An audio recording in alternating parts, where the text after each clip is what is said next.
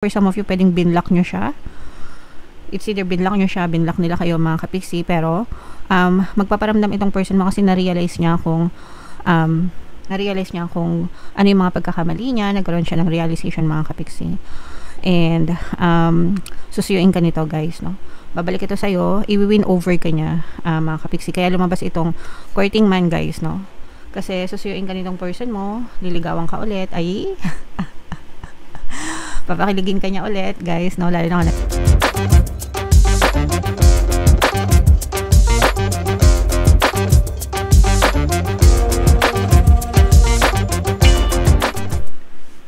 hello guys, hello Virgo, welcome back to Pinoy Pixie Tarot. Ang pamagat ng episode natin for tonight is silip sa pag-ibig kapalaran guys, para ngayon July para sa Virgo, Sun, Moon, Rising, Sign, and Venus.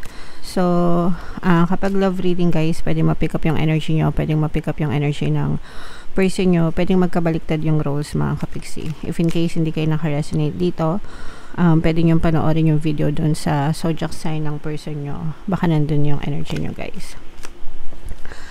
So, unahin natin itong deck na to. Tingnan natin yung mga mensahe sa inyo ng inyong person mga kapiksi. I feel overwhelmed. I'm drowning in my own thoughts. So, nalulunod yung person mo mga kapiksi. Although hindi natin alam kung nalulunod siya sa magagandang thoughts or sa mga negative thoughts mga kapiksi. Pero later on, titingnan natin yung energy ng spread nyo guys, no? Pero yeah, itong person mo parang marami siyang iniisip mga kapiksi.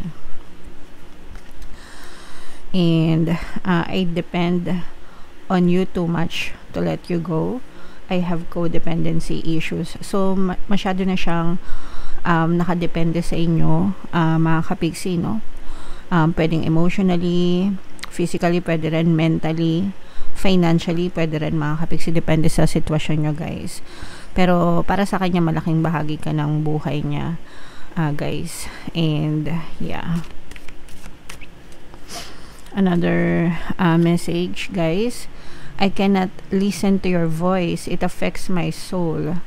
So depende ito guys kung paano nyo to iti-take, kung positive or negative mga kapiksi. Minsan diba, minsan kapag ka negative, naiirita ka kapag naririnig mo yung boses nila. Kapag positive naman mga kapiksi, parang hindi mo makayang marinig yung boses nila sa sobrang kilig mo or whatever. Pero yun yung gusto nang sabihin sa inang person mo. Boses mo pa lang, naapektuhan na siya mga kapiksi. Yun yung ibig sabihin yan guys, okay? So again, titingnan natin lahat ng energy na to, kung positive or negative mamaya sa spread nyo guys. Comment down below if feeling nyo naka-resonate kayo dyan. Ito naman yung mga nakaka-impluensya sa relasyon nyo Virgo. So, meron tayong courting man, mga kapiksi. Pwedeng nasa courting stage pa lang kayo nitong person na to, o kaya naman, pwedeng sinusuyo ka ng person mo. Especially kung, let's say, for example, meron kayong pag-aaway, pagtatalo, ganyan, no? And, yeah, sinusuyo ka niya para maging ma-okay ulit kayo ng person mo, guys. Another message, Virgo. Meron ding open relationship dito guys. Pag sinabing open relationship, no, although hindi ito magre-resonate sa lahat, pero pag sinabing open relationship, ibig sabihin may karelasyon ka, may karelasyon siya, tapos magkarelasyon kayo, okay? So pwedeng no label then yung relationship nyo, o kaya naman this can also be an affair. Yeah, especially if meron na kayong kanya-kanyang partner mga kapiksi, okay? So sana hindi. Kasi ayoko ng mga affair guys, kasi unang-unang masama yan, pangalawa may balik na karma yan mga kapiksi. So sana hindi. And short term, usually naman yung short term guys, kapag open relationship talaga, hindi talaga to pang matagalan mga kapiksi, no? Kasi parang nandyan lang kayo sa tukso ng laman, pakilig, short live. Pag nagsiseryoso na, nag-aayawan na mga kapiksi. So, madalas ganun talaga pag mga open relationship, guys. So, comment down below if feeling nyo naka-resonate kayo dyan, guys. Hanapin natin yung energy nyo. shuffle ko to guys. Habang sinashuffle ko to, panoorin nyo muna yung video natin regarding sa ating paano mag-manifest ng abundance video course. Kapiksi, sawa ka na ba sa mga struggles at hirap sa buhay mo? Masipag ka ba at masikap sa buhay ngunit hindi ka pa rin umaasenso? Ilang beses ka na bang nag-attempt mag-negosyo at mag-invest pero palagi ka pa rin nalulugi? Sa pagkakataon na ito ay maaaring may subconscious beliefs ka na nagiging balakid sa iyong pag-unlad at pagyaman.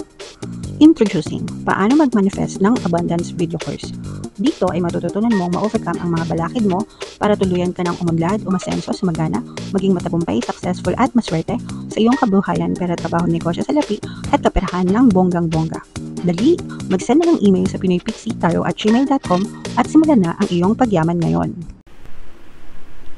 Alright, so sa lahat ng gusto mag-avail ng course guys, naka-flash sa screen nyo. Una, meron tayong paano mag-manifest ng abundance video course. Meron din tayong paano mawala ang third party at magkaroon ng harmonious na relationship. And meron din tayong paano pabalikin si ex, revise breakup. So sa mga interesado guys, mag-send lang kayo ng email sa pinoypixie@gmail.com.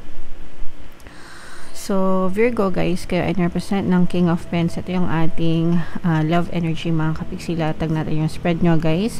And by the way, sa mga kapiksi natin na gustong matuto mag-manifest, pwede kayo mag-join sa ating exclusive membership program dito sa ating channel. Click nyo lang yung join button sa baba guys. Pagka member na kayo, magkaka-access kayo sa mga exclusive videos ko regarding manifestation mga kapiksi.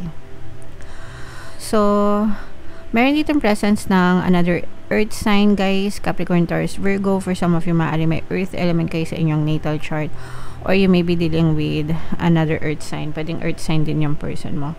Ito mga kapiksi, no, susuyuin ka nitong person mo, lalo na kung nag-away kayo mga kapiksi. Kasi for now, sabi ko nga guys, parang nagkakatampuhan kayo nitong person mo. Pwede may mga pag-aaway kayo, which is normal naman mga kapiksi. Para sa akin, normal naman yung nag-aaway sa relationship, nagkakatampuhan kasi magkaiba kayo ng preference sa buhay guys, no?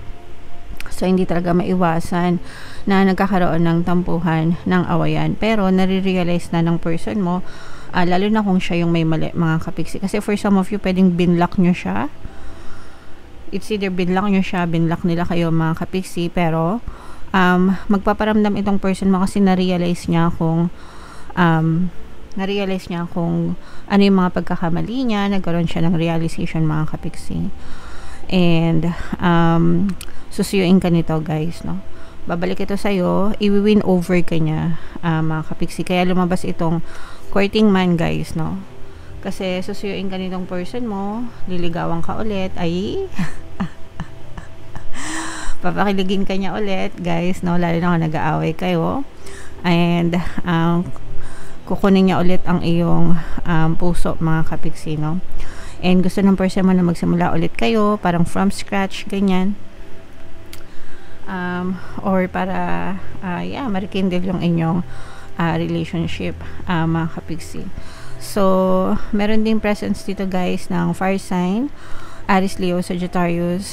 Pwedeng meron kayong marami kayong conflict mga kapiksi, no? Parang doon nyo na nare-realize habang tumatagal yung relationship nyo, nadidiscover nyo guys, no, yung mga conflict nyo with this person, yung mga pagkakaiba nyo, yung mga ugali niya, ugali mo, no?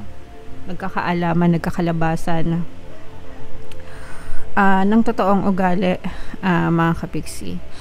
And parang nandun kayo sa stage na inaalam nyo kung kakayanin ko ba na tumagal yung relasyon namin, kung ganito siya, kung ganito ako, yung mga ganon. So yeah, maraming conflict guys, no? Maraming pagtatalo, maraming pag-aaway, pero lahat yan parang nasa discovery stage pa lang mga kapiksi. And pwede nyo namang i-try, no, na i-work out, i-work on.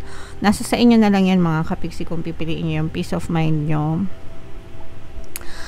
And syempre kung gusto nyo yung person nyo and gusto nyo magkaroon ng harmonious na relationship guys, pikit mata dun sa mga pangit and focus lang dun sa mga magaganda mga kapiksi. Mayroon akong course guys, paano mawala ang third party at magkaroon ng harmonious na relationship.